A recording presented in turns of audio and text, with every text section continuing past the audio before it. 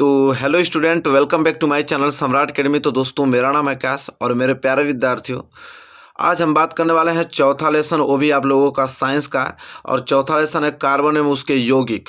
उसके very very most important question करने वाले हैं, जो कि 2022 बोर्ड एग्जाम में जो भी क्वेश्चन पूछा जाएगा वो भी सभी महत्वपूर्ण प्रश्न ये कई वीडियो में देखने वाले हैं। इसके पहले 3 लेसन आप लोगों के, तीनों लेसन हमने बता दिया है। रासायनिक अभिक्रिया तथा समीकरण, और आपका आम्ल क्षार तथा लवण, और धातु एवं अधातु, इन तीनों के महत्वपूर्ण प्रश्न एक एक वीडियो में बता दिया हूं मैं आप लोगों को। डिस्क्रिप्शन बॉक्स में तीनों का लिंक मिल जाएगा, वहां से देख सकते हैं। अगर नहीं देखें तो या तो चैनल के प्लेलिस्ट पे चल जाइए, वहां पे देख सकते हैं। लेकिन आज ये चौथा लेसन कार्बन एवं उसके यौगिक, और सभी महत्वपूर्ण प्रश्न एक ही वीडियो में देखेंगे। बहुविकल्पीय, ठीक है, आपका अति लघुत्तरीय, लघुत्तरीय और दीर्घोत्तरीय, इन सभी एक ही वीडियो में इंक्लूड कर दिया हूँ सारे महत्वपूर्ण प्रश्न, और यह चैप्टर पूर्ण रूप से आपका समाप्त हो जाएगा। इसके बाद तो कोई वीडियो आपको देखने की जरूरत ही नहीं है कार्बन उसके यौगिक के लिए, ठीक है। और एक चैप्टर और बच गया है, उसको मैं बता दूंगा, फिर पूरी की पूरी केमिस्ट्री आपकी खत्म बहुत अच्छे तरीके से, ठीक है। तो चलिए, वीडियो को लाइक नहीं तो लाइक कर दीजिए, क्योंकि इस वीडियो पर हमने टारगेट रखा है कितने, 1000 लाइक का। कितना? 1000 लाइक का। अगर ये वीडियो आप पूरा देख के नोट्स बना लेते हैं तो इससे बाहर भी क्वेश्चन नहीं जाएगा, कभी नहीं जाने वाला है ना। इस चैप्टर से कभी नहीं जा सकता है। पूरा का पूरा क्वेश्चन सॉल्व करके चले आएंगे। और चलिए, इस वीडियो को शेयर कर दीजिए, लाइक कर दीजिए, चैनल पर नए तो चैनल को सब्सक्राइब कर दीजिए, और अच्छे से आप लोग पढ़िए। चलिए, सबसे पहले हम देखेंगे महत्वपूर्ण बहुविकल्पीय प्रश्न। चलिए देखिए, हेडिंग डालिए, बहुविकल्पीय प्रश्न, महत्वपूर्ण बहुविकल्पीय प्रश्न, ठीक है। चलिए, पहला महत्वपूर्ण बहुविकल्पीय प्रश्न देखिए और आंसर देने की कोशिश कीजिए कि निम्नलिखित में से किस यौगिक में एल्कोहलीय समूह उपस्थित है, ठीक है। क्या कह रहा है कि निम्नलिखित में से बताना है किस यौगिक में एल्कोहलीय समूह उपस्थित है। एल्कोहलीय समूह उपस्थित है बताना है, ठीक है। ऑप्शन है, बताइए, CH3 सिंगल बॉन्ड CO और OH सिंगल बॉन्ड से ज्वाइंट है, CH3 CH2OH, C6H5OH, S single bond OH। बताइए, निम्नलिखित में से किस यौगिक में एल्कोहलीय समूह उपस्थित है बताना। वेरी वेरी मोस्ट इंपोर्टेंट है, ठीक है। तो एल्कोहलीय समूह उपस्थित है कौन? तो ऑप्शन बी। क्या हो जाएगा? ऑप्शन बी इस क्वेश्चन के लिए राइट आंसर हो जाएगा। निम्नलिखित में से किस यौगिक में एल्कोहलीय समूह उपस्थित है?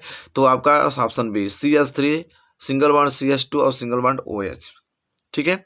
चलिए, पहला क्वेश्चन तैयार हो गया ना, बहुत महत्वपूर्ण है, इसको नोट करके याद कर लीजिएगा। और इसी के साथ क्वेश्चन नंबर दूसरा, वेरी मोस्ट इंपोर्टेंट, निम्नलिखित में एल्काइन है। अब तो बता देना पड़ेगा आपको एल्काइन क्या है, बहुत ही ज़्यादा सिंपल होता है। एल्काइन बताना है C6H8, C4H10, C3H6, C3H4।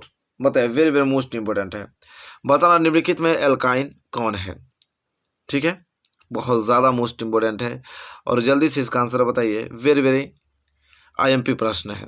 निम्नलिखित में एल्काइन क्या है? तो एल्काइन ऑप्शन डी है, ठीक है, C3H4। एल्काइन उसे कहते हैं कि अगर देखिए, अगर हाइड्रोजनों की संख्या जो है वो कार्बन से दुगुने से अगर 2 कम है तो उसको हम बोलते हैं एल्काइन। तो देखिए, हाइड्रोजन जो है, हाइड्रोजन इसमें 4 है तो कार्बन के दोगुने से 2 कम है, क्योंकि कार्बन 3 है, कार्बन को दोगुना करूंगा तो 6, और 6 में से 2 कम कर दूंगा तो 4 आ जाएगा कि नहीं? तो क्या हो जाएगा? एल्काइन। कितना सिंपल है, देख रहे हैं ना, वेरी वेरी मोस्ट इंपोर्टेंट, कितना सिंपल है। एल्काइन उसे कहते हैं कि अगर हाइड्रोजनों की संख्या कार्बन के दोगुने से 2 कम है, उसको एल्काइन कहते हैं, बात खत्म, ठीक है, ऑप्शन डी। चलिए, वेरी वेरी मोस्ट इंपोर्टेंट है, नोट कर लीजिएगा, वैसे भी बहुत आसान होता है। चलिए, क्वेश्चन नंबर 3 देखिए, वेरी वेरी ये बहुत मोस्ट इंपोर्टेंट क्वेश्चन है। एथेन का आणविक सूत्र C2H6 है, इसमें 6 सहसंयोजक आबंध होते हैं, इसमें 7 सहसंयोजक आबंध होते हैं, 8 सहसंयोजक आबंध होते हैं, कि आप लोगों का 9 सहसंयोजक आबंध होता है। कह रहे कि एथेन का जो आणविक सूत्र होता है, तो एथेन का तो C2H6 होता ही है, इसमें कितने सहसंयोजन आबंध होता है ये पूछ रहा है। वेरी वेरी मोस्ट इंपोर्टेंट है। तो इसमें 7 सहसंयोजन आबंध होता है। कितना? 7 सहसंयोजन आबंध होता है, ठीक है। चलिए, ये प्रश्न नंबर तीसरा था। आई होप आपको क्लियर हो गया होगा प्रश्न नंबर तीसरा, ठीक है। इसी के साथ हम आगे बढ़ेंगे प्रश्न नंबर चौथा की तरफ।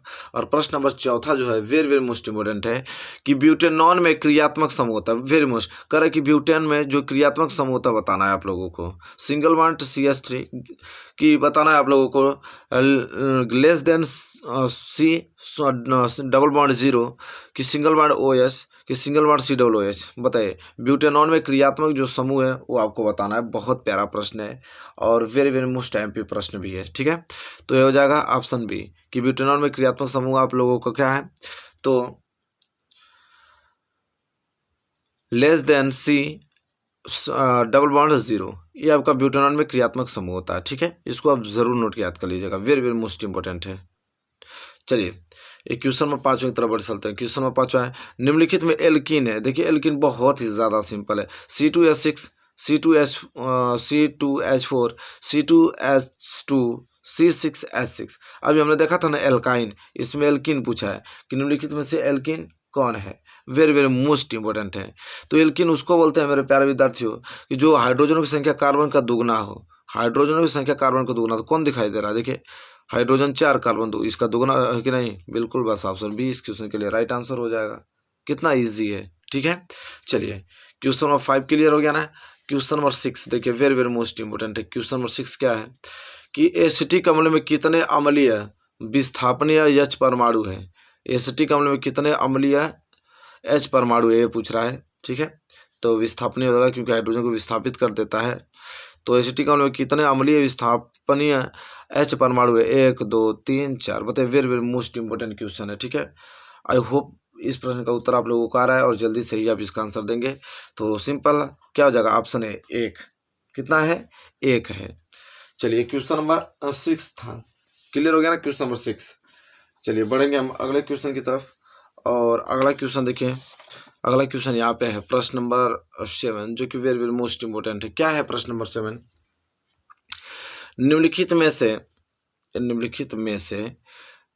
में से एल्डिहाइड है, बताना है कि एल्डिहाइड कौन है। Methanol, methanol, ethanol, ethane. बताइए निम्नलिखित में से एल्डिहाइड कौन है, वेरी वेरी मोस्ट इंपॉर्टेंट है। बताइए, तो इसमें से एल्डिहाइड जो है वो मेथेनॉल है। क्या है, मेथेनॉल।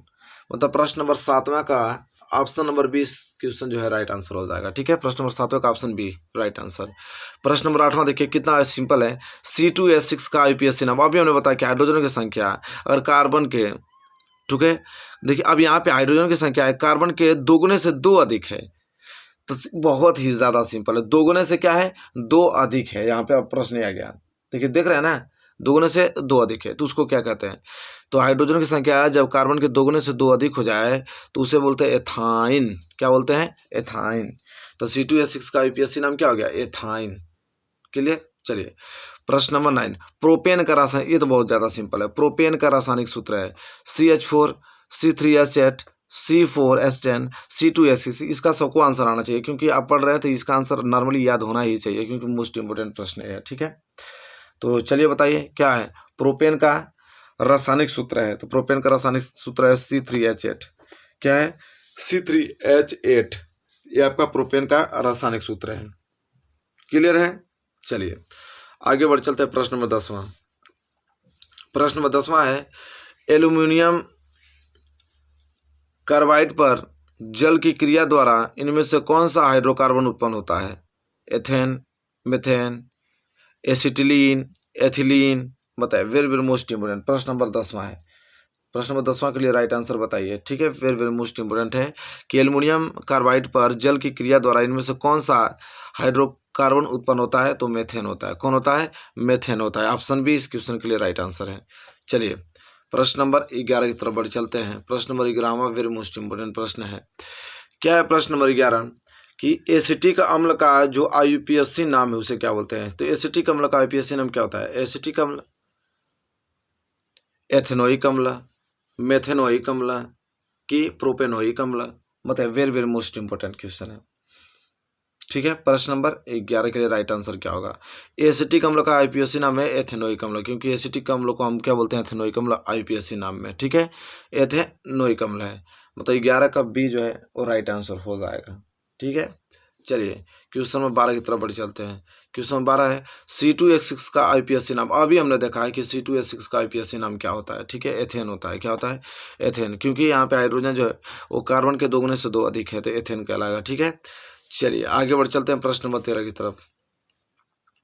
प्रश्न नंबर 13 है कि एथिल एल्कोहल का यूपीएससी नाम है, एथिल एल्कोहल का यूपीएससी नाम है मेथेन, एथेनॉल, एथेनॉल कि प्रोपेनॉल, बताइए। एथिल एल्कोहल का यूपीएससी नाम है। प्रश्न नंबर 13 है जो कि वेरी वेरी मोस्ट इंपोर्टेंट है।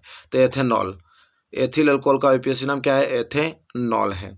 क्लियर ना? चलिए प्रश्न नंबर 14 की तरफ बढ़ चलते हैं। प्रश्न नंबर 14 क्या है? एसीटोन का यूपीएससी नाम है, एसीटोन का यूपीएससी नाम है ब्यूटेनॉन, प्रोपेनॉन, ब्यूटेनॉल कि प्रोपेनॉल, बताइए। एसीटोन का यूपीएससी नाम है ब्यूटेनॉन, प्रोपेनॉन, ब्यूटेनॉल कि प्रोपेनॉल। प्रश्न वेरी वेरी मोस्ट टाइम पे बताइए। तो हो जाएगा प्रोपेनॉन। क्या हो जाएगा? प्रोपेनॉन इस क्वेश्चन के लिए राइट आंसर हो जाएगा, क्वेश्चन नंबर 14 के लिए। ठीक है, चलिए क्वेश्चन नंबर 14 क्लियर हो गया ना बहुत अच्छे तरीके से? कोई नहीं, इसको हटाइए, क्वेश्चन नंबर 15 लाइए, very very most important. Question number 15 है कि प्रोपेन का जो आणविक सूत्र है वो C3H8, इसमें 10 सहसंयोजक बंद है, 7 सहसंयोजक बंद है, 8 सहसंयोजक बंद है कि ऑप्शन डी यहाँ पे 9 सहसंयोजक बंद है। बताइए, very very most important question number 15, और इसका क्या होगा राइट आंसर? बताइए। प्रोपेन का रासायनिक सूत्र C3H8, इसमें कितने सहसंयोजक बंद है? ऑप्शन डी कितने? 9 सहसंयोजक बंद है। कितना? 9 सहसंयोजक बंद है। ये प्रश्न देखिए वेरी वेरी मोस्ट एमपी है, और इस प्रश्न को आपको याद करना ही पड़ेगा। ठीक है, क्योंकि प्रश्न वेरी वेरी मोस्ट इंपोर्टेंट है। चलिए, क्या प्रोपेन है? नहीं, प्रोपेन में 10 होता है। सॉरी कैंसिल कीजिए, ये ऑप्शन कभी नहीं हो सका, क्योंकि प्रोपेन आणविक सूत्र, प्रोपेन में 10 सहसंयोजक बंद होता है। कितना? 10 सहसंयोजक बंद होता है। किसमें? प्रोपेन में। इसको जरूर सही कर लीजिएगा। नहीं, इसको गलत है। ठीक है, प्रोपेन का जो आणविक सूत्र होता है ना, वो C3H8 होता है। इसमें कितने सहसंयोजक? 10 सहसंयोजक बंद होता है। चलिए प्रश्न नंबर 16 की तरफ बढ़ चलते हैं, इसको गलत कर दीजिएगा। प्रश्न नंबर 16 देखिए, प्रश्न नंबर 16 वेरी मोस्ट इंपोर्टेंट क्या है कि एसिल्डिहाइड का आईपीएससी नाम है। क्या बोला है कि एसिल्डिहाइड का आईपीएससी नाम है एथेनॉल, एथेनॉल, एथीन कि एथाइन, बताइए। एसिल्डिहाइड का आईपीएससी नाम है, वेरी वेरी मोस्ट इंपोर्टेंट है। ठीक है, तो हो जाएगा ऑप्शन बी, क्या? एथेनॉल। क्या हो जाएगा? एथेनॉल इस क्वेश्चन का राइट आंसर हो जाएगा। चलिए प्रश्न नंबर 17 की तरफ बढ़ चलते हैं, वेरी मोस्ट इंपोर्टेंट है। प्रश्न नंबर 17, निम्नलिखित में से असंतुप्त यौगिक है, बताना है। असंतुप्त, एथेन, मेथेन, एथिलीन कि एथाइल अल्कोहल, बताइए। वेरी वेरी मोस्ट इंपोर्टेंट है। ठीक है, क्या होगा राइट आंसर? ठीक है, तो ये हो जाएगा एथिलीन। निम्नलिखित में से असंतुप्त यौगिक क्या है? तो एथिलीन हो जाएगा। ठीक है, चलिए, और प्रश्न नंबर 17 है। प्रश्न नंबर 18 की तरफ बढ़ेंगे। प्रश्न नंबर 18 है प्रोपेनॉल, प्रोपेनॉल है, बताइए। C3H5OH, C2H5OH, C3H6OH, C3H7OH, बताना कि प्रोपेनॉल है। क्या बताना है? प्रश्न नंबर 18 का आंसर प्रोपेनॉल है। तो प्रोपेनॉल ऑप्शन बी, C2H5OH, ये क्या है? प्रोपेनॉल है। ठीक है, तो इन प्रश्नों को लिखिए और याद करके आप एग्जाम में पहुंच जाइए, इससे बाहर तक कभी आ नहीं सकता है। ठीक है, चलिए प्रश्न नंबर 19 की तरफ बढ़ेंगे कि फॉर्मेल्डिहाइड, फॉर्मेल्डिहाइड का आईपीएससी नाम है। देखिए प्रश्न बहुत ज़्यादा इंपॉर्टेंट है। ठीक है, फॉर्मेल्डिहाइड ड होता है यह। फॉर्मेल्डिहाइड का आईपीएससी नाम है, बताइए। फॉर्मेल्डिहाइड, मेथेनॉल, एथेनॉल कि एसिल्डिहाइड, बताइए। Very very most important question है। क्या होगा इसका राइट आंसर? ठीक है, तो ऑप्शन बी, क्या? मेथेनॉल। क्या हो जाएगा? मेथेनॉल। फॉर्मेल्डिहाइड का आईपीएससी नाम क्या है? मेथेनॉल है। ठीक है, इन क्वेश्चन को आंख बंद करके याद कर लीजिएगा इन सभी को। ठीक है, प्रश्न नंबर 20वां, बहुविकल्पीय का लास्ट प्रश्न है, इसके बाद हम लोग देखने वाले हैं अति लघुत्तरीय महत्वपूर्ण प्रश्न। 20वां है कि एथिलीन क्षारीय पोटेशियम परमैंगनेट के साथ क्रिया करता है। कह रहा है कि जो एथिलीन होता है वो अगर क्षारीय पोटेशियम परमैंगनेट के साथ अभिक्रिया करके क्या बनाता है? एसिटिलीन, एथेन, ग्लाइकाल कि एथिल अल्कोहल बनाता है, बताइए। वेरी वेरी मोस्ट इंपोर्टेंट है। ठीक है, प्रश्न नंबर 20, तो बनाता है ग्लाइकाल, बनाता है, क्या बनाता है? ग्लाइकाल बनाता है। एथिलीन क्षारीय पोटेशियम परमैंगनेट के साथ क्रिया करके ग्लाइकाल बनाता है। चलिए, ये था 20 महत्वपूर्ण बहुविकल्पीय प्रश्न, आप लोगों को बता दिया।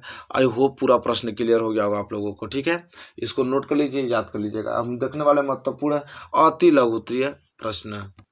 चलिए रीड डालिए, अति लघुत्तरीय प्रश्न। ठीक है, अति लघुत्तरीय प्रश्न का पहला प्रश्न देखिए क्या है कि योग अभिक्रिया पर संक्षिप्त टिप्पणी लिखिए। योग अभिक्रिया, या तो इसी प्रश्न को पूछता है एथिलीन की योगात्मक अभिक्रिया लिखिए। प्रश्न बहुत ज़्यादा इंपॉर्टेंट है। योग अभिक्रिया पर संक्षिप्त टिप्पणी लिखिए ऐसे पूछेगा, या तो पूछता है कि एथिलीन की योगात्मक अभिक्रिया लिखिए। तो देखिए सिंपल आप लिखेंगे उत्तर कि योगात्मक अभिक्रिया में पदार्थ आपस में संयोग करके केवल एक पदार्थ बनाते हैं तथा कोई भी अन्य पदार्थ नहीं बनता है। सिंपल, ठीक है, जैसे एथिलीन है, ठीक है। यहाँ पे देखिए इसमें क्या होता है कि आपस में संयोग करके केवल एक ही पदार्थ बनेगा, ठीक है। देखिए एथिलीन हुआ और डबल बॉन्ड C2H और H2 के साथ देखिए अभिक्रिया करके, ठीक है, 200-300 डिग्री सेल्सियस के तापमान पर इसे अभिक्रिया करके सोडियम के साथ ये क्या प्राप्त हो गया, एथेन। सिर्फ एक पदार्थ बना रहा है, ठीक है। तो ये हो गया आपका योगात्मक अभिक्रिया, बात खत्म। देखिए सिंपल उदाहरण देके हमने समझा रखा। तो चलिए क्लियर हो गया होगा प्रश्न नंबर पहला, और इसी के साथ हम पढ़ेंगे प्रश्न नंबर दूसरा। योगात्मक समझा गया ना आप लोगों को, योग अभिक्रिया समझाया ना आप लोगों को, योग अभिक्रिया क्या होता है।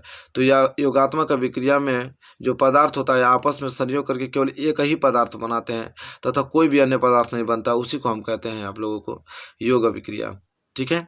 चाहे कह रहा है कि एथिलीन को योगात्मक अभिक्रिया लिखिए। एथिलीन, तो देखिए एथिलीन है, एथिलीन संयोग करके इसके साथ एथेन बना रहा है, बात खत्म। चलिए प्रश्न नंबर दूसरा। प्रश्न नंबर दूसरा देखिए कितना सिंपल है कि प्रयोगशाला में सर्वप्रथम किस कार्बनिक यौगिक का निर्माण हुआ था और इसका नाम और सूत्र लिखिए। तो यूरिया का, किसका यूरिया, इसका सूत्र क्या है, NH2CO NH2O, ठीक है। ये क्या है, यूरिया का सूत्र है। तो क्लियर हो गया ना प्रश्न नंबर दूसरा। प्रयोगशाला में सर्वप्रथम किस कार्बनिक यौगिक का निर्माण हुआ था, तो है यूरिया। चलिए प्रश्न नंबर तीसरा देखिए, एल्कीन श्रेणी का सामान्य सूत्र है, सबको मालूम है एल्कीन। एल्कीन का जो सूत्र होता है वो होता है CnH2n, नोट कर लीजिएगा, CnH2n। एक किसका सूत्र होता है, एल्कीन का होता है, ठीक है। चलिए आगे बढ़ेंगे। अगला प्रश्न है प्रश्न नंबर 4। प्रश्न नंबर 4 क्या है, क्या होता है जब, केवल समीकरण दीजिए। देखिए समीकरण आपको देना है, कहता है क्या होता है जब। इसमें कितना प्रश्न, 3 प्रश्न दिया है। कह रहा है कि क्या होता है जब, केवल समीकरण देना है। पहला, एथिल एल्कोहल को क्लोरीन व NaOH के साथ गर्म करते हैं। दूसरा प्रश्न है कि एसिटिक अम्ल क्लोरीन से क्रिया करके क्या बनाता है। तीसरा, एथिल एल्कोहल को सोडियम धातु के साथ अगर क्रिया कराएंगे तो क्या होगा, ठीक है। सबसे पहले हम देखेंगे कि क्या होता है जब, केवल रासायनिक समीकरण लिखना है। क्या होता है जब, पहला कि अगर एथिल एल्कोहल को क्लोरीन व NaOH के साथ गर्म करते हैं तो देख लीजिए क्लोरोफॉर्म बनता है। उस समय क्या बनता है कि जब एथिल एल्कोहल को क्लोरीन व NaOH सोडियम हाइड्रोक्साइड के साथ अगर गर्म करते हैं तो उसमें बनता है क्लोरोफॉर्म बनता है। देख लीजिए C2H5OH, ठीक है। ये आपका क्या है, एल्कोहल, एथिल एल्कोहल है, ये आपका क्लोरीन है, ये आपका NaOH है, सोडियम हाइड्रोक्साइड। अगर इसे आपस में गर्म करें तो यहाँ पे क्लोरोफॉर्म का निर्माण होता है, CHCl3 HCOONA प्लस 5NaCl और 5H2 का निर्माण होता है, ठीक है। तो क्या बनता है, क्लोरोफॉर्म बनता है, ठीक है। क्लियर हो गया ना। रासायनिक समीकरण सिर्फ बोला था, लिख लीजिए यहाँ से लेके यहाँ तक, ठीक है। चलिए दूसरा प्रश्न हमसे पूछा है उसी में कि एसिटिक अम्ल क्लोरीन से अगर क्रिया करता है, एसिटिक अम्ल क्लोरीन के साथ, ठीक है। चलिए देखते हैं कि एसिटिक अम्ल अगर क्लोरीन के साथ करता है तो क्या होता है। तो देखिए लिखा है कि लाल फास्फोरस की उपस्थिति में अगर एसिटिक अम्ल में क्लोरीन प्रवाहित करने पर मेथिल मूलक के हाइड्रोजन परमाणु एक एक करके क्लोरीन परमाणु से क्या होते हैं, विस्थापित हो जाते हैं। देखिए यहाँ पे 3 हमने अभिक्रिया, देखिए लाल फास्फोरस, लाल फास्फोरस, देखिए कितना मोस्ट इम्पोर्टेंट, क्लोरीन के साथ अभिक्रिया करके देखिए क्लोरीन परमाणु में विस्थापित हो जाते हैं। सिर्फ रासायनिक अभिक्रिया बोला था, देखिए कितना अच्छा से हमने 3 कंडीशन लिखा है, तीनों कंडीशन देख लीजिए।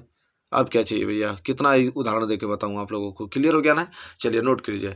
फिर तीसरा इसका लास्ट है कि एथिल एल्कोहल को सोडियम धातु के साथ क्रिया करते हैं। एथिल एल्कोहल को सोडियम धातु के साथ देख लीजिए तो उसमें सोडियम एथाक्साइड बनता है। क्या बनता है, सोडियम एथाक्साइड बनता है, देख लीजिए यहाँ पे मोस्ट इम्पोर्टेंट प्रश्न था। यह रासायनिक अभिक्रिया उतार लीजिए, एथिल एल्कोहल को सोडियम धातु के साथ, देख लीजिए ये आपका क्या है, एथिल एल्कोहल है, ये आपका सोडियम, इसके साथ अगर क्रिया कराया जाए तो देखिए सोडियम एथाक्साइड बन रहा है, सोडियम एथाक्साइड और हाइड्रोजन गैस बाहर निकल रहा है, ठीक है। केवल रासायनिक और इसका समीकरण लिखना था तो देख लीजिए समीकरण लिख दिया।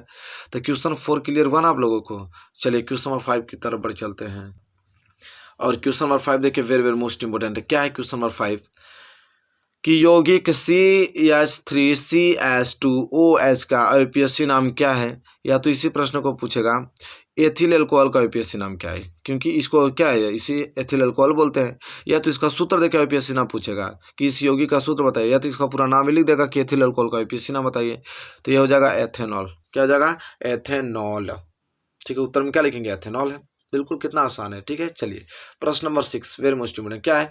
एसिटिक अम्ल के दो उपयोग करा कि एसिटिक अम्ल जो होता है उसके दो उपयोग लिखिए। तो लिख लीजिए सिंपल। पहला क्या होता है? प्रयोगशाला में अभिकर्मक के रूप में करते हैं, और दूसरा कृत्रिम सिरका बनाने में करते हैं एसिटिक अम्ल का। बात खत्म। यह है प्रश्न नंबर 6। क्लियर हो गया? चलिए प्रश्न नंबर 7 की तरफ बढ़ चलते हैं। प्रश्न नंबर 7 क्या? वेरी वेरी मोस्ट इंपोर्टेंट है कि प्रश्न नंबर 7 एथिल अल्कोहल के दो प्रमुख उपयोग लिखिए। अब एथिल अल्कोहल का दो प्रमुख उपयोग लिखना है। सिंपल। पहला, शराब तथा अन्य अल्कोहलीय पेय पदार्थ बनाने में। दूसरा, यह एक अच्छा विलायक है। ठीक है, ये प्रश्न नंबर 7वां है। क्लियर हो गया? दो प्रमुख उपयोग पूछा था एथिल अल्कोहल का, बता दिया।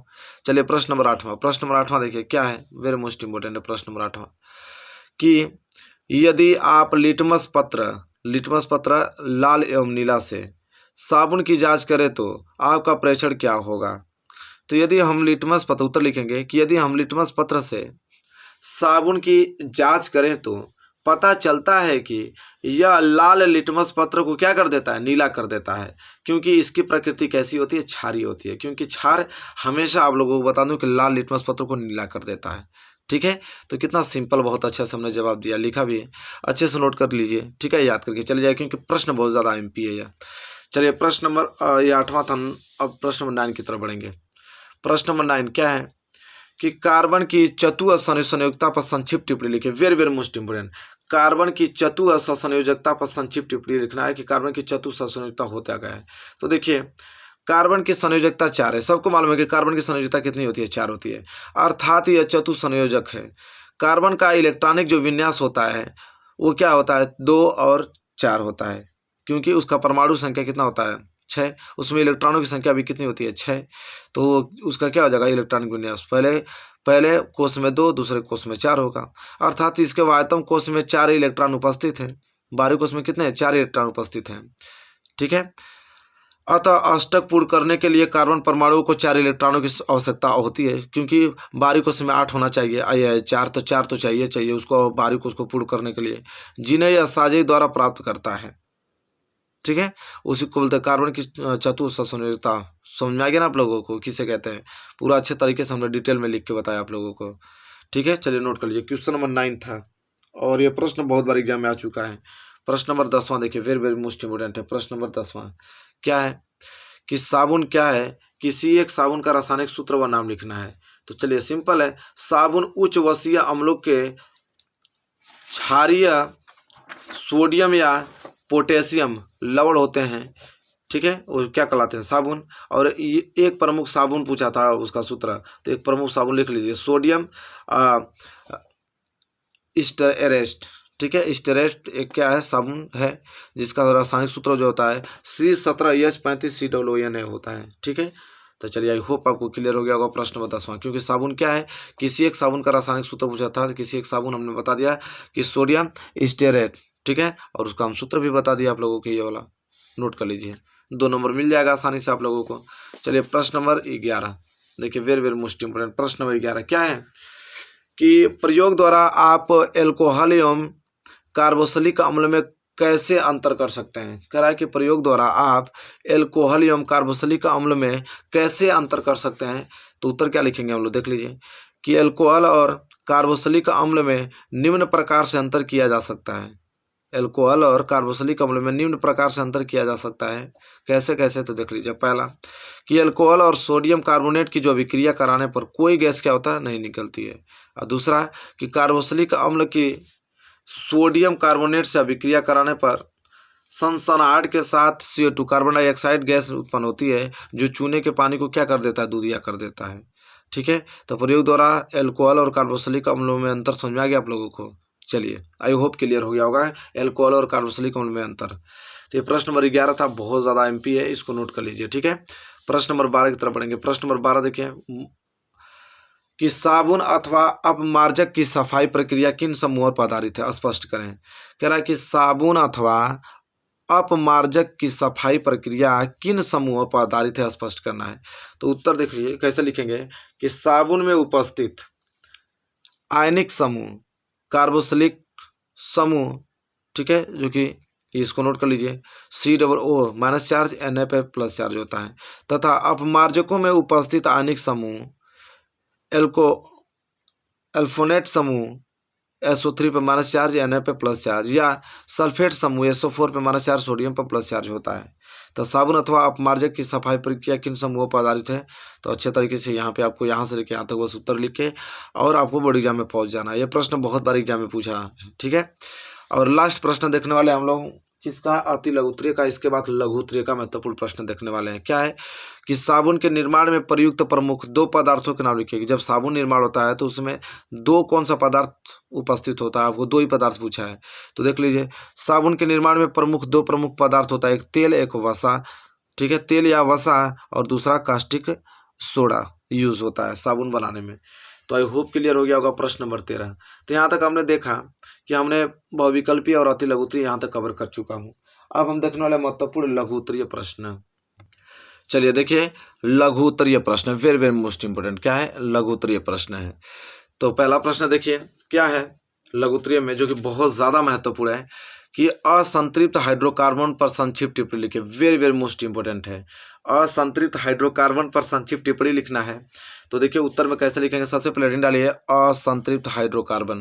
क्या डालेंगे, असंतृप्त हाइड्रोकार्बन। चलिए लिखिए कि ऐसे हाइड्रोकार्बन जिनके अणुओं में उपस्थित कार्बन परमाणुओं के आपस में एक एक संयोजकता बंध बनाने के बाद कार्बन परमाणुओं की शेष सहसंयोजकता को पूर्णतः संतुष्ट करने हेतु हाइड्रोजन परमाणु उपस्थित नहीं होते हैं, और अणु में उपस्थित 2 कार्बन परमाणुओं को आपस में द्वितीय बंध, जैसे डबल बंड या त्रिय बंड, ट्रिपल बॉन्ड बनाना पड़ता है, असंतृप्त हाइड्रोकार्बन कहलाता है। बस क्लियर। देखिए कितना मोस्ट इंपोर्टेंट, आराम से आपको समझ में आ गया होगा कि ऐसे हाइड्रोकार्बन जिनके अणुओं में उपस्थित जो कार्बन परमाणु आपस में एक एक संयोजक आबंध बनाने के बाद, ठीक है, वो शेष बचे सहसंयोजन को पूरा करने के लिए हाइड्रोजन में परमाणु उपस्थित नहीं होता है। इसलिए वो क्या करता है कि अणु में जो उपस्थित 2 कार्बन परमाणुओं को आपस में क्या कर देता है, डबल बॉन्ड से या ट्रिपल बॉन्ड बनाना पड़ जाता है उसको। तो क्या कहलाएगा, असंतृप्त हाइड्रोकार्बन कहलाता है। बात खत्म। कितना मोस्ट इंपोर्टेंट है, आई होप क्लियर हो गया होगा आप लोगों को। नोट कर लीजिए असंतृप्त हाइड्रोकार्बन को, ठीक है। ये प्रश्न नंबर पहला था। चलिए प्रश्न नंबर दूसरा, जब आपको असंतृप्त आ गया तो ये प्रश्न देखिए क्या पूछा है कि संतृप्त तथा असंतृप्त हाइड्रोकार्बनों में आप क्या समझते हैं, उदाहरण द्वारा स्पष्ट कीजिए। तो असंतृप्त हम अभी समझे हैं, संतृप्त भी समझ लेते हैं, मतलब दोनों का उत्तर आपको साथ में ही देना है, ठीक है। तो देखिए क्या है कि असंतृप्त आपको समझ में आ गया ना, ऊपर ही समझ में आ गया है। और संतृप्त देख लीजिए कि संतृप्त तथा असंतृप्त हाइड्रोकार्बन से आप क्या समझते हैं, उदाहरण द्वारा स्पष्ट करना है। तो संतृप्त हाइड्रोकार्बन पर हेडिंग डालिए, उसको देखते हैं संतृप्त क्या होता है। कह रहा वे हाइड्रोकार्बन जिनके अणुओं में उपस्थित कार्बन परमाणुओं में से प्रत्येक की चारों संयोजकताएं एकल बंधों सिंगल बॉन्ड द्वारा संतुष्ट होती हैं, संतृप्त हाइड्रोकार्बन कहलाती है। कह रहा है कि अगर वे हाइड्रोजन जिनके अणुओं में उपस्थित जो कार्बन परमाणुओं में से प्रत्येक के जो चारों संयोजकता होता है सभी सिंगल बॉन्ड से अगर ज्वाइंट होगा, सिंगल बॉन्ड से, तो उसे हम संतृप्त हाइड्रोकार्बन कहते हैं, ठीक है। बात खत्म। और असंतृप्त अभी आप देखें कि देखिए संतृप्त में जितने भी सहसंयोजकता पूरा करना होगा संयोजकता, उस सभी अगर सिंगल बॉन्ड से ज्वाइंट रहेंगे तो संतृप्त हाइड्रोकार्बन। अंततः असंतृप्त सिंगल बॉन्ड की भी आवश्यकता पड़ेगी, हो सकेगा तो डबल और ट्रिपल बॉन्ड की भी आवश्यकता पड़ेगी, तो उसे हम बोलते हैं असंतृप्त हाइड्रोकार्बन। सिंपल, सोचने वाली क्या बात है, ठीक है। उदाहरण पे आप समझ सकते हैं कि संतृप्त क्या होगा, जो कि सिंगल बॉन्ड से जुड़ा, जैसे देखिए मेथेन, इसको चारों संयोजकता पूरा करने के लिए सब सिंगल बॉन्ड से जुड़ा है। देखिए ये भी सिंगल बॉन्ड से जुड़ा है, ये भी सिंगल बॉन्ड से, तो एथेन है या तो आपका एथेन है, मेथेन, एथेन, देखिए प्रोपेन, तीनों का हमने उदाहरण देके समझा दिया। देखिए सभी सिंगल बॉन्ड से ज्वाइंट है, ठीक है। और इसका जो अणुसूत्र होता है वो होता है CnH2n+2। क्या होता है, CnH2n+2 होता है, ठीक है, संतृप्त हाइड्रोकार्बन का। तो क्लियर है। चलिए यहाँ तक नोट कर लीजिए। देखिए एग्जाम्पल उदाहरण देकर मैं अच्छे से समझाया हूँ। देखिए सभी सिंगल बॉन्ड से ज्वाइंट है, संतृप्त हाइड्रोकार्बन कहलाएगा। चलिए प्रश्न नंबर तीसरा देखिए, वेरी वेरी मोस्ट इंपोर्टेंट। क्या है प्रश्न नंबर तीसरा कि समजातीय श्रेणी क्या है, उदाहरण के साथ समझाइए। वेरी वेरी मोस्ट इंपोर्टेंट है यह कि समजातीय श्रेणी क्या है, उदाहरण के साथ हम लोग को समझाना है। चलिए समझा देते हैं भाई कि कार्बनिक यौगिकों का वह समूह जिनका सामान्य सूत्र एवं क्रियात्मक समूह एक जैसा होता है। कह रहा है कि कार्बनिक यौगिका को वह समूह कि जिनका सामान्य सूत्र और क्रियात्मक समूह क्या हो, एक जैसा होता है, उसे समजातीय श्रेणी कहते हैं। उदाहरण के तौर पर देख सकते हैं, जैसे मेथेनॉल CH3OH, एथेनॉल CH3CH2OH, फिर प्रोपेनॉल CH3CH2CH2OH। ठीक है। देखिए इसके जो कार्बनिक यौगिक का समूह होगा, इनका सूत्र और क्रियात्मक समूह क्या होगा, एक जैसा होगा, उसे समजातीय श्रेणी कहते हैं। उदाहरण के तौर पे हमने बता दिया आप लोगों को। ठीक है। प्रश्न बहुत ज़्यादा एमपी है, इसको याद कर लीजिएगा। ठीक है। चलिए प्रश्न नंबर 4। प्रश्न नंबर 4 क्या वेरी मोस्ट इंपोर्टेंट है कि समूह या मूलक से आप क्या समझते हैं। कह रहा है कि समूह या मूलक किसे कहते हैं, उससे आप क्या समझते हैं। तो देखिए कार्बनिक यौगिक जो होता है वो प्रायः 2 भागों से मिलकर बना होता है। प्रत्येक भाग को समूह या हम क्या कहते हैं, मूलक कहते हैं। माना कि यौगिक कोई है, R सिंगल बॉन्ड X से ज्वाइंट है, इसके 2 भाग निम्नवत होंगे। कौन, तो देखिए R सिंगल बॉन्ड और सिंगल बॉन्ड X। तो देखिए R जो होगा ये प्रथम भाग है जिसे एल्कियल समूलक कहते हैं, और यह जो है द्वितीय भाग जिसे अभिक्रियात्मक समूह कहते हैं। ठीक है। तो आपको समझ में आ गया होगा कि समूह या मूलक क्या होता है। ठीक है, क्लियर। चलिए प्रश्न नंबर 4 था। और क्वेश्चन नंबर 5 देखिए कि निम्नलिखित का यूपीएससी नाम है। देखिए CH3 single bond CH2 single bond CH2 और सिंगल बॉन्ड क्लोरीन, इसका यूपीएससी नाम है। ठीक है। और दूसरा दिया CH3 CH2 single bond OH single bond CH3। अब इस तरह आपको बना देगा। ठीक है। और इस तरह लिखने के बाद आयनिक यौगिकों में इस तरह तोड़ देगा। ठीक है। इस तरह बनाने के बाद पूछा है क्या यूपीएससी नाम क्या होगा। तो पहला का देख लिया, पहला का क्या होगा, फर्स्ट क्लोरोप्रोपेन। ठीक है, फर्स्ट क्लोरोप्रोपेन होगा। और दूसरा का क्या हो जाएगा, प्रोपेन टू ऑल हो जाएगा। ठीक है, प्रोपेन टू ऑल। देखिए एक वीडियो में बना दूंगा आप लोगों को, अभी बता दूं, ये तो आप लोग रट्टा मार लीजिए। एक वीडियो बस बना दूंगा कि यूपीएससी नाम कैसे लिखें पूरा डिटेल के साथ, उसका क्या मेथड होता है। अभी बताऊंगा तो बहुत वक्त लग जाएगा। ठीक है, उसका पूरा प्रॉपर एक मेथड होता है। तो एक वीडियो सेपरेट वीडियो बनाऊंगा कि यूपीएससी नाम कैसे लिखें, 30 या 40 मिनट का होगा। उससे आप पूरा सीख जाएंगे कि प्रोपेन टू ऑल कैसे हुआ है, फर्स्ट क्लोरोप्रोपेन कैसे हुआ है। ठीक है, फिलहाल ये मोस्ट इंपॉर्टेंट है, तो इसको रट्टा मार लीजिए। एक वीडियो बना के आपको एक्सप्लेन करके बता दूंगा। ठीक है, पूरा डाउट क्लियर हो जाएगा आप लोगों को कि आखिर में प्रोपेन टू ऑल हो कैसे रहा है। ठीक है। चलिए क्वेश्चन नंबर 5 क्लियर हो गया, नोट कर लीजिए। क्वेश्चन नंबर 6 देखिए क्या है कि क्या होता है जबकि एथेनोइक अम्ल निम्नलिखित के साथ अभिक्रिया करता है। कह रहा है कि अगर एथेनॉल के साथ अगर एथेनोइक अम्ल अभिक्रिया करेगा तो क्या होगा, सोडियम हाइड्रोक्साइड के साथ अगर एथेनोइक अम्ल अभिक्रिया करेगा तो क्या होगा, सोडियम कार्बोनेट के साथ अगर एथेनोइक अम्ल अभिक्रिया करेगा तो क्या होगा, वही पूछ रहा है। तो सिंपल देख लेते हैं। तो देखिए एथेनॉल लिख लीजिए कि एथेनॉल जब एथेनोइक अम्ल से अभिक्रिया करेगा तो क्या होगा। ठीक है, तो देख लीजिए एथेनॉल एथेनोइक अम्ल के साथ अभिक्रिया करके यह बना रहा है। सोडियम हाइड्रोक्साइड के साथ अगर एथेनोइक अम्ल है, ये क्या है आपका एथेनोइक अम्ल, ये आपका सोडियम हाइड्रोक्साइड, इसके साथ अभिक्रिया करके यह बना रहा है CH3COONA और H2O बना रहा है। ठीक है, क्या बना रहा है, तो एथेनोइक अम्ल और पानी बना रहा है। ठीक है, एथेनोइक अम्ल देखिए CH3COONA यानी सोडियम बना रहा है। ठीक है, और पानी बना रहा है। इसके साथ कह रहा है कि अगर एथेनोइक अम्ल है और उसके साथ अगर सोडियम कार्बोनेट अभिक्रिया कराए तो क्या बनाएगा, तो ये बनाएगा। ठीक है, नोट कर लीजिए, वेरी वेरी मोस्ट इंपोर्टेंट है। आई होप आपको क्लियर हो गया होगा अच्छे तरीके से। ठीक है, तीनों कंडीशन नोट कर लीजिए, बहुत बार एग्जाम में पूछा जाता है। चलिए प्रश्न नंबर 7वां, निम्नलिखित परिवर्तन किस प्रकार करेंगे। कह रहा है कि निम्नलिखित परिवर्तन किस प्रकार करेंगे, केवल रासायनिक समीकरण देकर। ठीक है, लिखना है आप लोगों को मेथेन से एथेन, क्या कि अगर मेथेन से एथेन बनाना है तो क्या होगा। तो देखिए मेथेन के सूर्य के मंद प्रकाश में क्लोरीन से क्रिया करने पर मेथिल एल्कोहाइड प्राप्त होता है। कह रहा है कि मेथेन की सूर्य के मंद प्रकाश में क्लोरोफिल से क्रिया कराने पर मेथिल एल्कोहाइड अरे क्या बोलना भाई, मेथिल क्लोराइड प्राप्त होता है। ठीक है, देख लीजिए यहाँ पे CH4 + Cl2। ठीक है, क्लोरीन के साथ अभिक्रिया करके, देखिए मेथेन है, CH4 मेथेन, ये आपका क्लोरीन, इसके साथ अभिक्रिया कर मंद प्रकाश में, मतलब कम प्रकाश में यहाँ प्रक्रिया करने पर CH3Cl और HCl बन रहा है। ठीक है, फिर कर रहा है अब CH3Cl इसको उठाकर और सोडियम को वुड्स अभिक्रिया द्वारा एथेन प्राप्त होता है। ठीक है, तो देखिए CH3Cl के साथ देखिए सोडियम के साथ अभिक्रिया कराने पर ईथर और एथेन प्राप्त होता है, C2H6 प्राप्त होता है, एथेन यहाँ पर प्राप्त हो गया। ठीक है, very most important, I hope clear हो गया होगा आप लोगों को, अच्छे से नोट कर लीजिए इसको क्वेश्चनों को। ठीक है, और याद कर जाइएगा।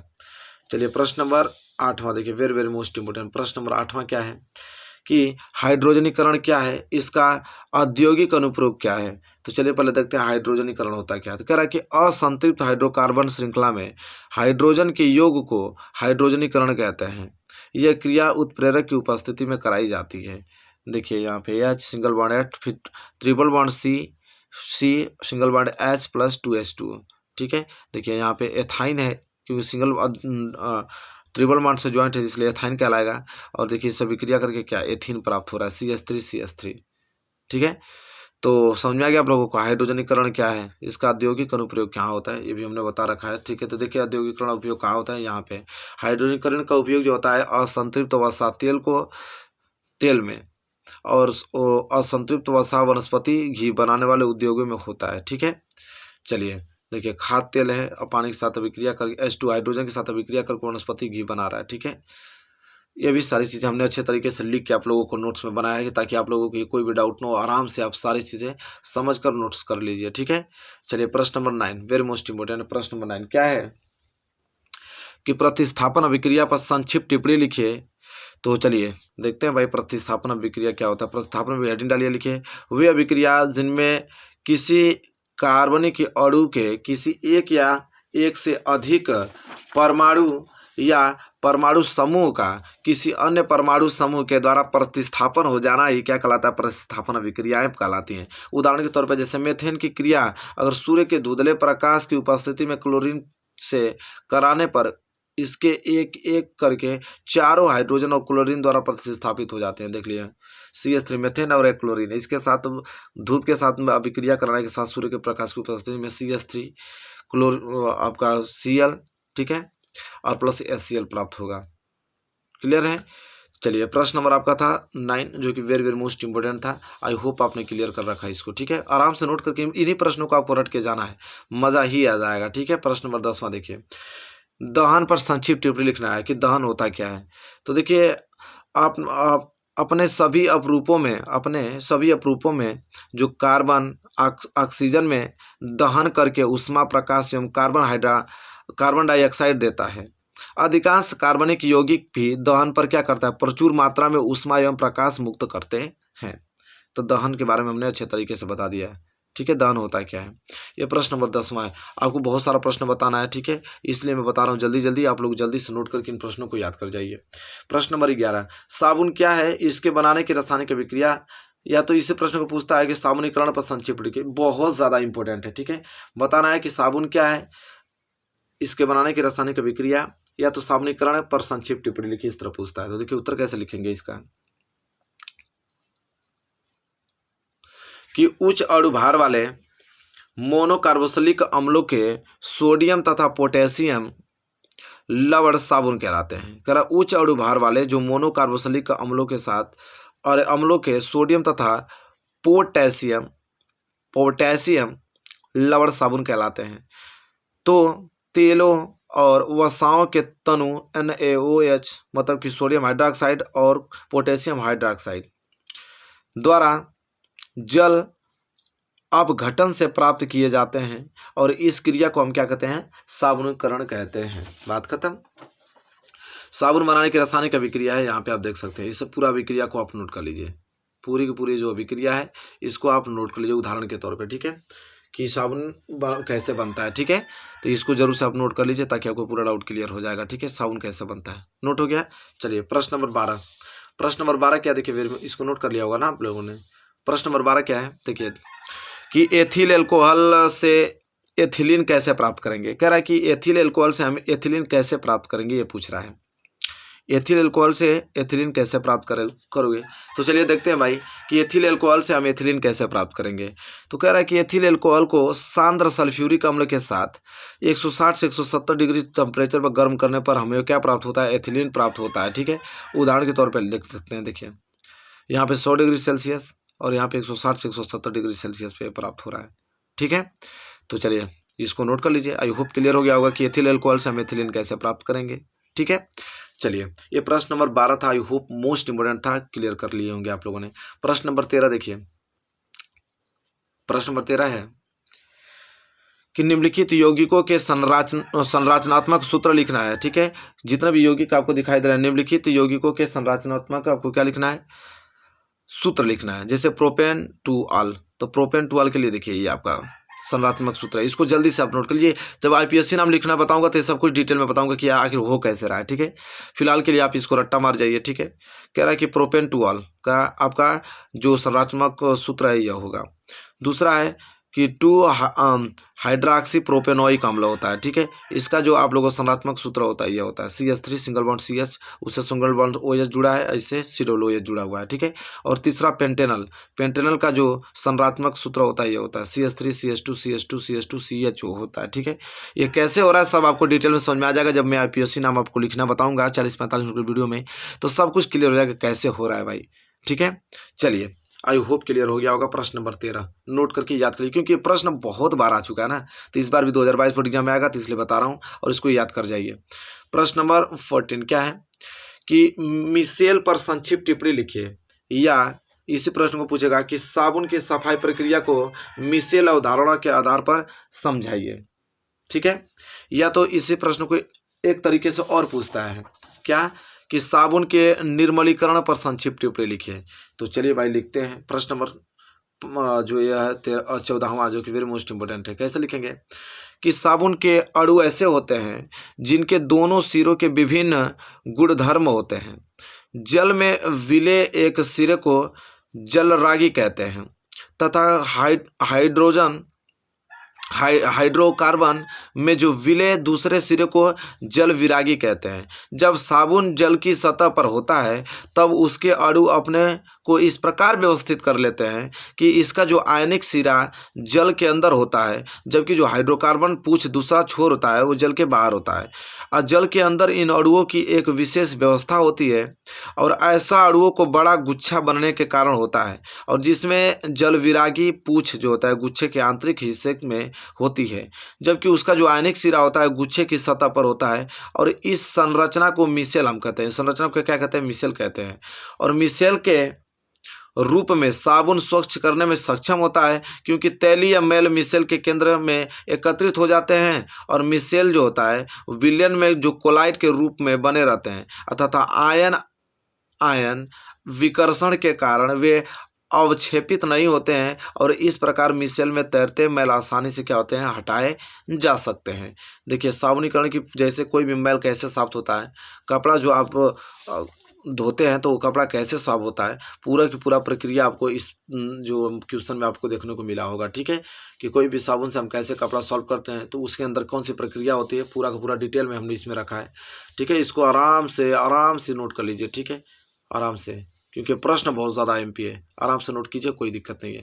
ये प्रश्न नंबर क्या था, 14 था, और हम प्रश्न नंबर 15 की तरफ बढ़ेंगे। वेरी वेरी मोस्ट इंपोर्टेंट प्रश्न नंबर 15 क्या है कि इलेक्ट्रॉन बिंदु शिफ्ट संरचना लिखना है। इलेक्ट्रॉन बिंदु संरचना किसका, एथेनोइक अम्ल का, और दूसरा H2S का, और तीसरा प्रोपेनॉल का, और चौथा है आपका F2 मतलब फ्लोरीन अणु। ठीक है, चलिए इलेक्ट्रॉन बिंदु संरचना इन सबका लिखना है। तो सबसे पहले हम देखेंगे एथेनोइक अम्ल का। एथेनोइक अम्ल का जो सूत्र होता है CH3COOH होता है। तो देखिए CH3COOH, तो कार्बन कितना है, 2, तो कार्बन 2, कार्बन की संयोजकता 4 होती है, तो 4 हाइड्रोजन लेगा ही लेगा, तो इसके साथ हाइड्रोजन, इसके साथ 4 हाइड्रोजन जुड़ गया। देखिए 4 संयोजकता हो गया, 1 2 3 है, इसका 4, इसका भी 4 चाहिए, तो डबल बॉन्ड से ज्वाइन हो गया, तो डबल बॉन्ड 2 1 3 1 4, इसके साथ OH ज्वाइन हो गया, इसके साथ OH हो गया। ठीक है, अब हमें इसका लिखना है इलेक्ट्रॉन बिंदु संरचना। देख लीजिए इस तरह, देखिए कार्बन है, कार्बन में 8 परमाणु चाहिए इसको, तो देखिए 2 2 4 2 6 2 8 हो गया। हाइड्रोजन 2 होता है, तो हाइड्रोजन की संयोजकता 2 होता है, तो देखिए 2 2 हाइड्रोजन की संयोजकता पूरा हो गया। कार्बन की संयोजकता 8 2 2 4 2 6, और इसमें 2, 4 हो गया ना, 4 2 6 2 8, ठीक है। और यहाँ पर देख लीजिए ये भी ऑक्सीजन है, तो ऑक्सीजन की संयोजकता देख लीजिए 2 2 4 2 6, बारीक क्वेश्चन में तो 8 होना ही चाहिए, तो 8 हो गया। और हाइड्रोजन की संयोजकता तो 2 होती है, देख लीजिए 2। इसी तरह ऑक्सीजन यहाँ पे 8 ले लिया, ठीक है। ये आपका क्या है, इलेक्ट्रॉन बिंदु संरचना। किसके लिए, एथेनोइक अम्ल के, एथेनोइक अम्ल का हो गया। चलिए दूसरा, एथेनोइक अम्ल की इलेक्ट्रॉन बिंदु संरचना है, ठीक है, क्लियर हो गया। B, hydrogen sulphide, H2S, hydrogen sulphide को लिखना है, तो देख लीजिए हाइड्रोजन सल्फाइड का, जैसे सल्फाइड है 2 2 4 2 6 8, इसके पूरा हो गया, बारीक उसमें इलेक्ट्रॉन। और हाइड्रोजन का संयोजकता 2 हो गया, तो देखिए हाइड्रोजन 2 2 ले ही रहा है। और सल्फर का देखिए, सल्फर का क्या हो जाएगा, 2 तो 4 होता है, क्लियर हो गया कि नहीं, बिल्कुल। तो ये हाइड्रोजन सल्फाइड के लिए है, ठीक है। तीसरा प्रोपेनॉल, CH3COCH3, तो चलिए इसको भी नोट कर लीजिए, इसमें बताने वाले क्या बात है, जल्दी नोट कर लीजिए। चलिए इसके लिए हमें क्या लिखना है, प्रोपेनॉल के लिए इलेक्ट्रॉन बिंदु संरचना, इलेक्ट्रॉन बिंदु संरचना ये है, नोट कर लीजिए। देखिए सी, कार्बन 8 है, 4 2 6 2 8 है, इसमें भी कार्बन 8 है। संयोजकता हाइड्रोजन का देखिए 2 2 पूरा हो गया, ठीक है। ऑक्सीजन का 8 है, कार्बन का देखिए 8 बन रहा है, ठीक है। क्लियर है कि नहीं, बिल्कुल आसान होता है, ठीक है। इलेक्ट्रॉन बिंदु संरचना भी लिखना आप लोगों को बता दूंगा। चलिए 2 वीडियो बना दूंगा, एक आप लोगों का IPSC नाम और दूसरा इलेक्ट्रॉन बिंदु संरचना कैसे लिखते हैं, ठीक है। चलिए DF फ्लोरीन, फ्लोरीन अणु, तो फ्लोरीन का क्या हो जाएगा, F2, बात खत्म, ठीक है। F इसका क्या होगा, कुछ नहीं होता है, फ्लोरीन अणु होता है F2। चलिए प्रश्न नंबर 16 देख लीजिए, वेरी मोस्ट इंपोर्टेंट प्रश्न number 16, very very most MP प्रश्न है। प्रश्न नंबर 16 क्या है कि कार्बन की चतुष्फलकीय प्रकृति पर टिप्पणी लिखिए, या तो पूछेगा कि कार्बन की संयोजकता पर टिप्पणी लिखिए। तो देखिए कैसे लिखेंगे कि कार्बन परमाणु की चारों संयोजकताएं एक ही समतल में समान रूप से 90 डिग्री के कोण पर वितरित नहीं होती हैं। ली बेल तथा बांट ऑफ 1874 ईस्वी के अनुसार यदि कार्बन परमाणुओं को किसी समचतुष्फलक के केंद्र पर स्थित माना जाए तो इसकी चारों संयोजकताएं क्या होती हैं, समचतुष्फलक के चारों शीर्षों को केंद्र से मिलाने वाली 4 सरल रेखाओं को प्रदर्शित करती हुई होती हैं। इस प्रकार किन्हीं भी 2 संयोजकताएं के बीच 109 और 28 का कोण होता है। कार्बन की चारों संयोजकताएं चित्रानुसार आकाश में विस्तृत रहती हैं। देख लीजिए ये आपका कार्बन का आपका चित्र है आप लोगों का, ठीक है। देख लीजिए कार्बन का इस तरह, अगर हाइड्रोजन के साथ ज्वाइंट होगा तो 1 2 3 4 संयोजकता 4 पूरा करेगा अपना, ठीक है। या मेथेन का मैं आपको बता दिया हूँ, यहाँ पे देख लीजिए इस प्रकार का कुछ डिजाइन कार्बन की चतुष्फलकीय प्रकृति है, ठीक है। कार्बन की कह रहा है कि सुविधा के लिए कार्बन की चारों संयोजकताएं समतल में इस तरह द्वारा प्रदर्शित करते हैं। सुविधा के लिए, आसानी के लिए, रिएक्शन के लिए हम लोग इस तरह प्रदर्शित करते हैं, नहीं तो फिगर में आपको इस तरह होता है, ठीक है। तो आई होप क्लियर हो गया होगा आप लोगों को अच्छे तरीके से। तो चलिए यहाँ तक हमने देखा कि महत्वपूर्ण हमने लघुत्तरीय प्रश्न भी डिस्कस कर लिया है। बस अब हम बात करने वाले हैं महत्वपूर्ण विस्तृत प्रश्न की तरफ, मतलब दीर्घोत्तरीय प्रश्न की तरफ हम डिस्कस करने वाले हैं, जो कि बहुत ज़्यादा MP है। चलिए उसको देख लीजिए। विस्तृत उत्तरीय प्रश्न वेरी वेरी मोस्ट MP है। क्या है पहला प्रश्न कि एसिटिक अम्ल से एथिल एसीटेट कैसे प्राप्त करेंगे। कह रहा है कि एसिटिक अम्ल से अगर एथिल एसीटेट कैसे प्राप्त करेंगे, या तो इसी प्रश्न को पूछेगा कि एस्टिलीकरण से आप क्या समझते हैं, एस्टिलीकरण से आप क्या समझते हैं, उदाहरण सहित स्पष्ट कीजिए और एथिल एसीटेट के जल अपघटन की समीकरण दीजिए और एसिटिक अम्ल के प्रमुख उपयोगों को उल्लेख कीजिए, ठीक है। तो चलिए भाई देखते हैं एसिटिलीकरण होता क्या है। तो कह रहा है कि जिस प्रकार अम्ल और क्षार की पारंपरिक अभिक्रिया से लवण तथा जल बनता है, ठीक उसी प्रकार अम्ल तथा एल्कोहल की अभिक्रिया से क्या बनता है, एस्टर तथा जल बनते हैं। और इस अभिक्रिया को हम क्या करते हैं, एस्टरीकरण कहते हैं। कितना सिंपल भाषा में लिखा गया है। कार्बोक्सिलिक अम्लों की एस्टरीकरण की प्रायः सांद्र सल्फ्यूरिक अम्ल की उपस्थिति में कराई जाती है, ठीक है। और यह जो होता है वो निर्जलीकरण तथा उत्प्रेरक दोनों का कार्य करता है। उदाहरण के तौर पे आप देख सकते हैं, ठीक है। तो यहाँ पे हो जाएगा एथिल एसाइटेट के जल अपघटन का समीकरण है ये, ठीक है, नोट कर लीजिए। उपयोग देखिए, प्रयोगशाला में अभिकर्मक के रूप में इसका प्रयोग करते हैं, कृत्रिम सिरका बनाने के रूप में इसका उपयोग करते हैं। तो आपको समझ में आ गया ना कि एसिटिक अम्ल से एथिल एसीटेट कैसे प्राप्त करते हैं, जिससे आप देख लीजिए। और एस्टरीकरण क्या होता है वो भी ऊपर हमने बताया है आप लोगों को। तो ये प्रश्न बहुत ज़्यादा आईएमपी है, ठीक है, दीर्घ उत्तरी में। और सबसे ज़्यादा महत्वपूर्ण तो ये प्रश्न है, देख लीजिए।